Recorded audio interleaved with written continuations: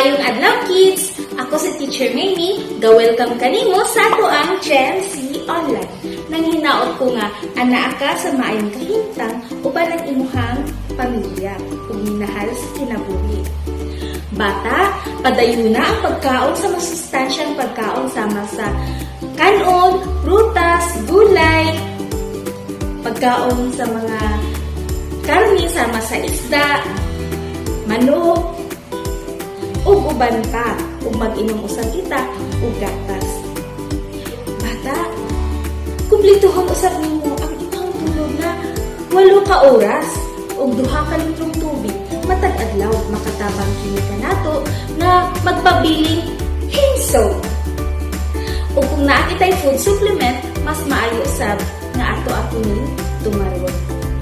Sa ato ang pagpadayon, tun-an nato ang pulong sa Ginoo, pinaagi sa memory verse nga pagkadalon ni Teacher Ivy.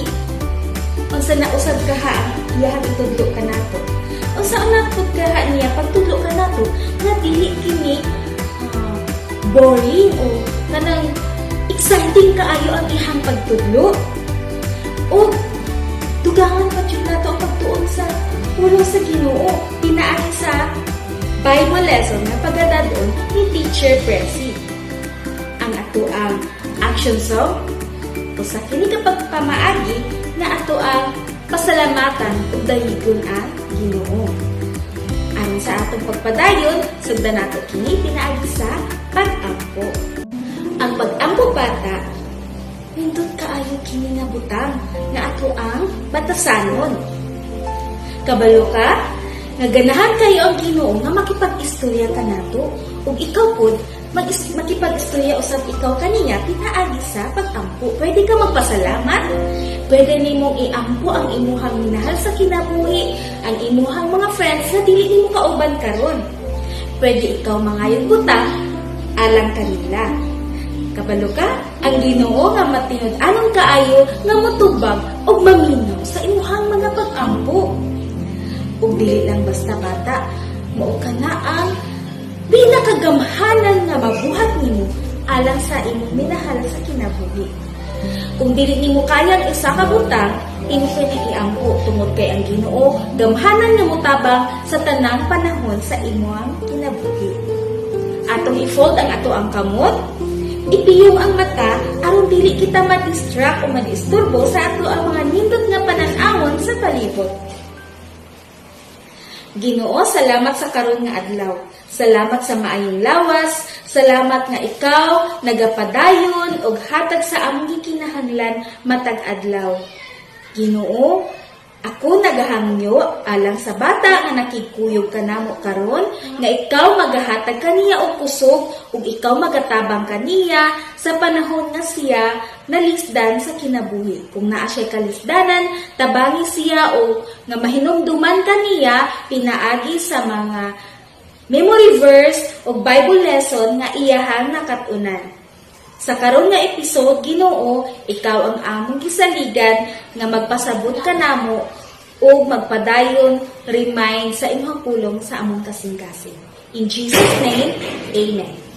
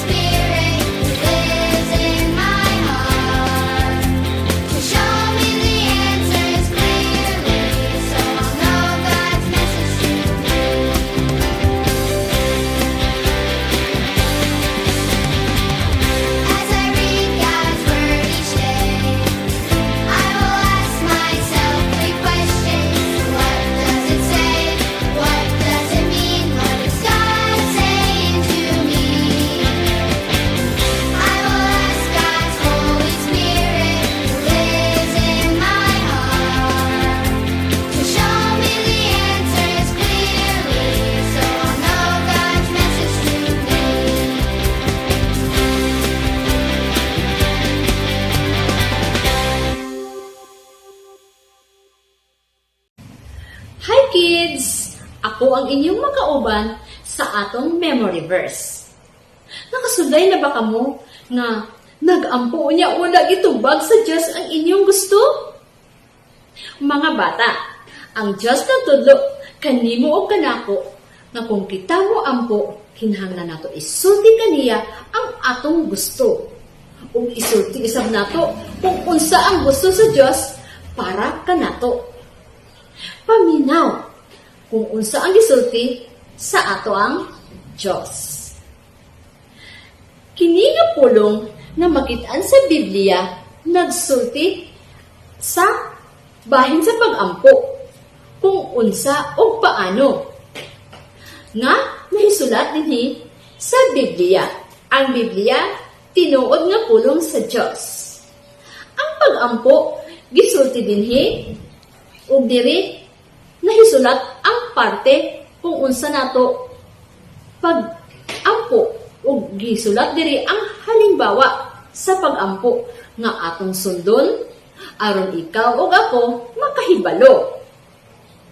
Ug kana siya gisulat din sa Biblia ug gitudlo sa ni Ginoong Hesus para kanimo ug kanako. Ug ang kining halimbawa mao ang ginatawag nga the Lord's Prayer nga makita sa New Testament. Sa New Testament dinhi sa Matthew chapter 6 verse 10 na nagaingon, "Your kingdom come, your will be done on earth as it is in heaven." Matthew chapter 6 verse 10.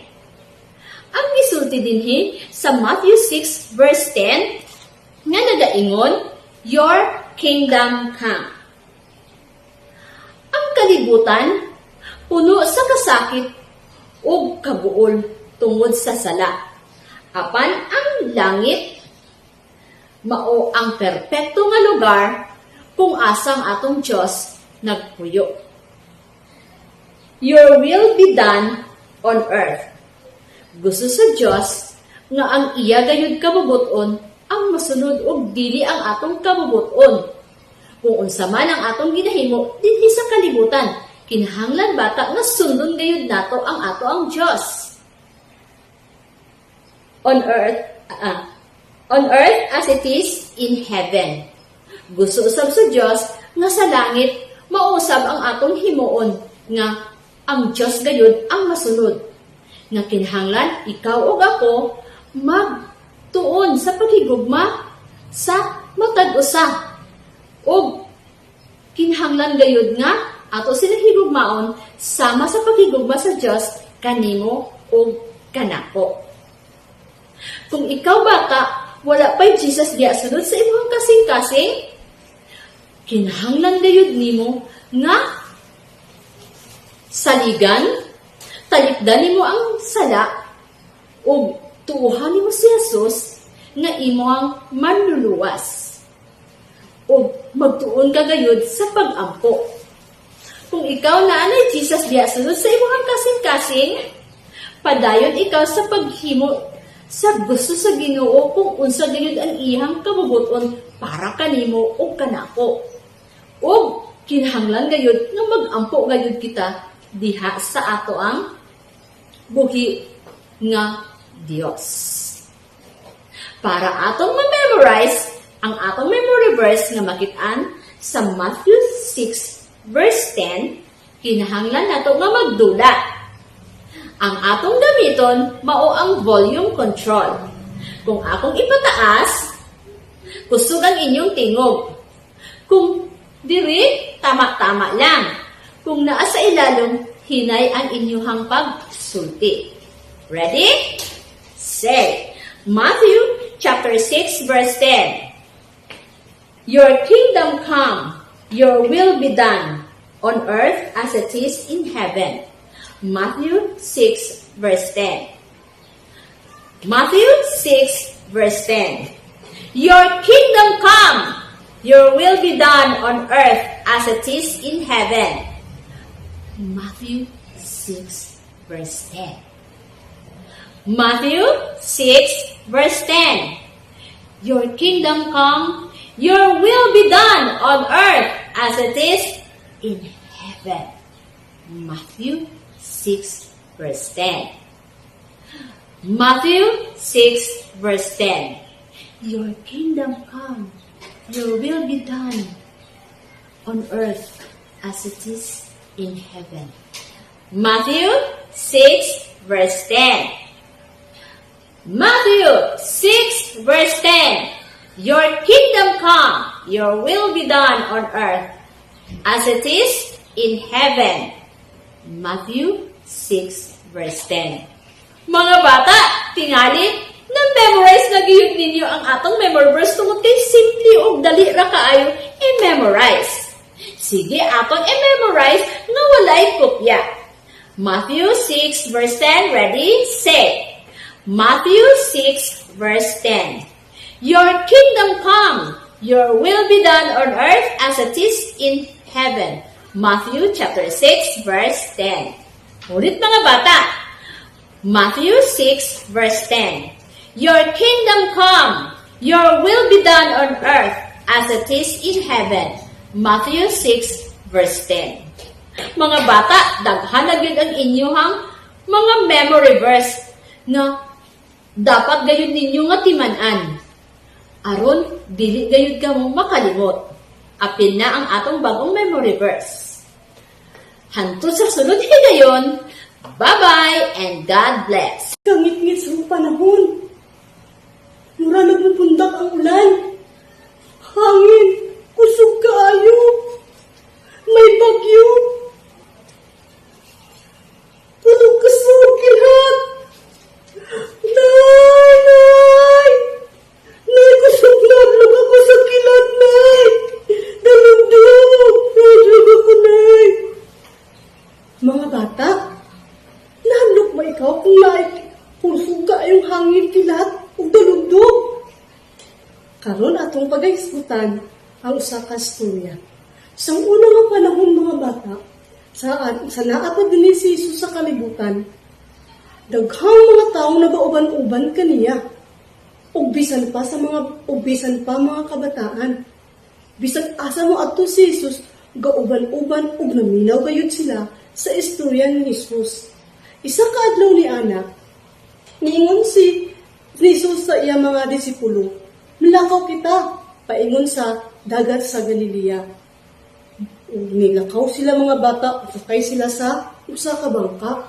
Sa ilang paglakaw dito, hibati jud nila ang kalinong. Ug abi ni mga bata ni adto nga panahon, dulong na, ngit-ngit na, kadto kagabihon na adto nga panahon.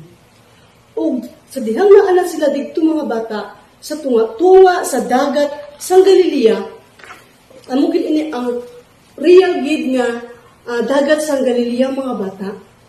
Linong kaayo ug nalipay sila tungod kay nakauban nila si Jesus. Tungod si Jesus mga bata ni atong panahon, kay kapoy siya. Tungod sa bilog sa tibuok nga adlaw. Ug natulog si Jesus dito sa bangka. Ug ang mga disipulo padayon sila nga bugsay paadto sa tunga sa dagat. Ug abi yung mga bata sa dihang nagpag-ingot sa dihang mga bata, naghangin, nagkilat, nagulan kusog kaayo. O mga bata ni ato nga panahon na, nahadlok sila tungod sa kusog kaayo nga balod. O ang pulong o atong pasultion ang Biblia, o makita ini sa Mark 4 verse 37, unya mihuros ang usa ka kusog nga unos og tungod sa daghang balod nasudlan tubig ang sakayan ug hapit na kini mapuno. Unya adto mga bata nga panahon na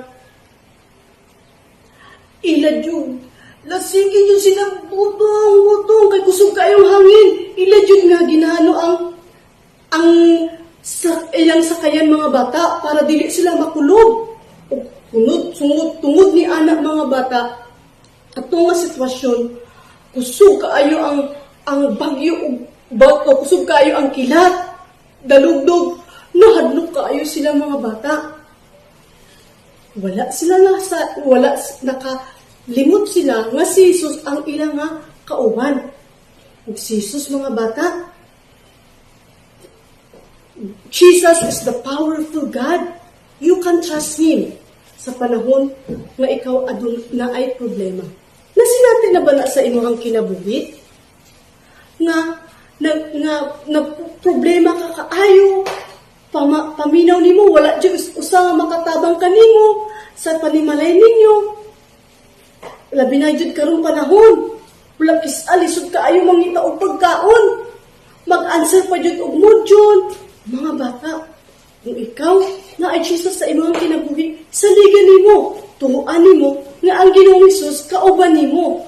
O tuhuan dyan nimo nga ang Ginoo makahimo og mga butang nga makasalig jud ikaw kaniya. Ug tungod ni atong mga bata, ang mga disciples nahadlok kaayo sila sa ilang kahintang. Ug sa ilang pagkahadlok mga bata, niingon siya, pukawa si Jesus. Pukawa siya. Malunod na kita. Wala ba siya nagpakabana? Yung kusog na kaayo ang balon, kilat, dalugdog. O gato mga bata, gipukaw gayud nila si Jesus. Lord! Wala ka ba na sayod? Napusog na kaayo ang balon. Mapuno na atong sa tayo, Lord, og malunod na kita, luwasa kami, Lord. Wala ka ba'y pagbati? Nga mabalaka ka na mo. Mga bata, ang Diyos, adunay dyan pagbati o kabalaka. Sama man sa ato ang Ginoong ni Diyos. Ang Ginoong Diyos na higugma kanimo o kanako. O ang Diyos amo ang naghimo sa tanan ng mga butang nga ato ang makita. Sama sa dagat. Mga flowers, isda. Oo mga bata, kay ang Ginoo nagahigugma kanimo og kanako. Ug sama og ang Diyos nga balaan og ang Diyos naa siya karon sa heaven. Og amo na nga ang Diyos nga nagahigugma kanimo kanako sama sa mga disipulo, sama kay Jesus nga aduna siya kabalaka sa ila. Og si Jesus nitindog mga bata. Tungod kay Jesus, walay imposible kaniya.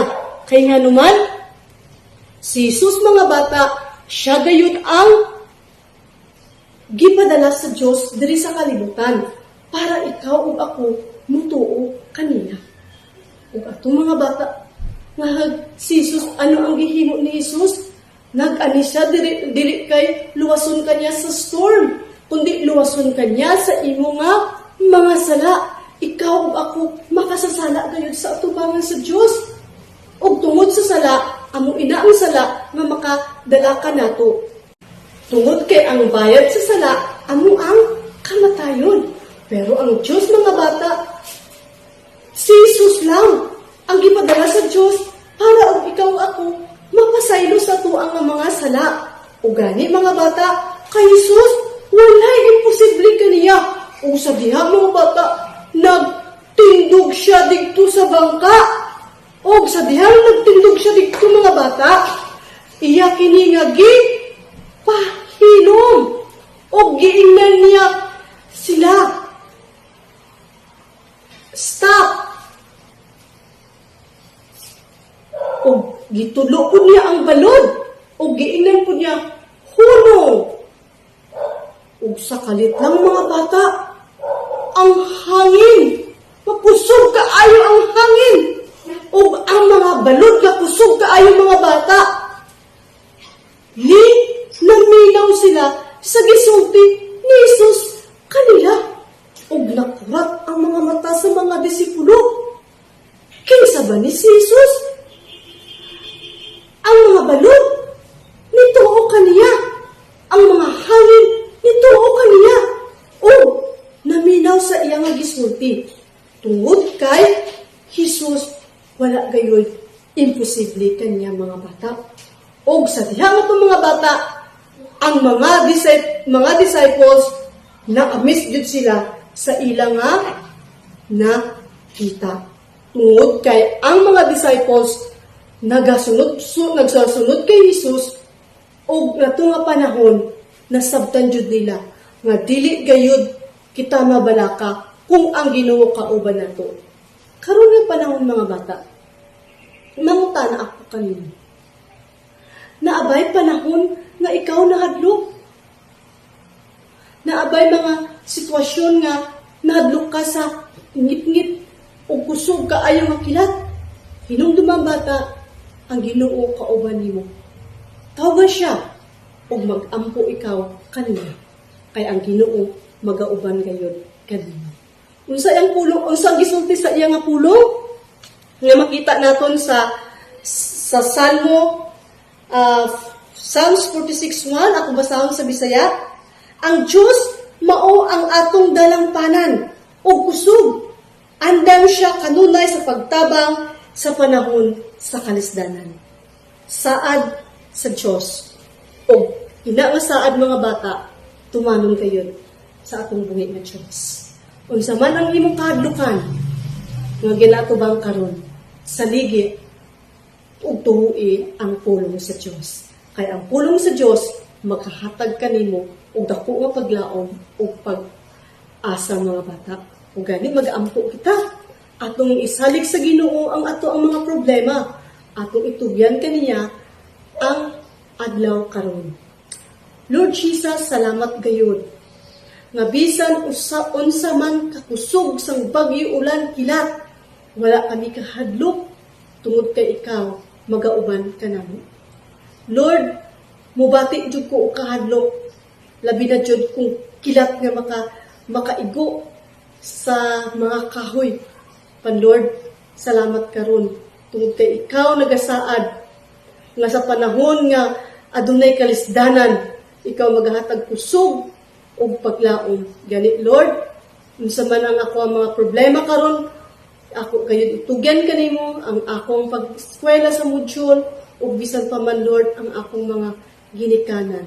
Akong mga friends Lord nga nagapalayo na kanako, ikaw gayud magauban kanila. Lord, salamat gayud sa imong nga saad ug salamat Lord God tungod kay ang imong pulong amo ako ang angkong saligan ug dalampanan sa tanan ng mga panahon. Salamat Jesus sa imong dako nga gugma kanako. Amen. Bata, kung amo na ang imong pag-ampo, saligi ang Diyos sa tanan nga panahon. Kay siya magauban kanimo. Bata, si Teacher Mamie nibalik na usab. Kumusta nga to ang memory verse?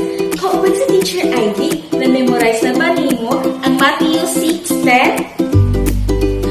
Very good! Dili nato kalimtan tungod ka na makapahinumdum kanimo o magatudlo kanimo kung unsaon pag-ampo. Ang ato ang action song nang hinaot na bless ka. Ug asa atong Bible lesson